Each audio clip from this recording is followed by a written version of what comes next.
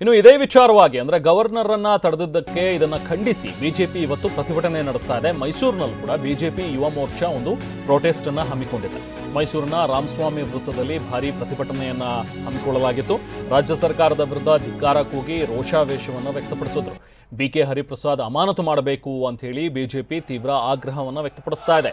BK Hariprasad ಮತ್ತು ಬಾಲಕೃಷ್ಣರನ್ನ ವಜಾ ಮಾಡಬೇಕು, ನೈತಿಕ ಹೊಣೆ ಹೊತ್ತು ಸಿಎಂ ಕೂಡ ರಾಜೀನಾಮೆ ಕೊಡಬೇಕು ಅಂತ ಪ್ರತಿಭಟನೆಯಲ್ಲಿ ಭಾಗಿಯಾಗಿರುವಂತಹ ಬಿಜೆಪಿ ನಾಯಕರು ಒತ್ತಾಯಿಸಿದ್ದಾರೆ.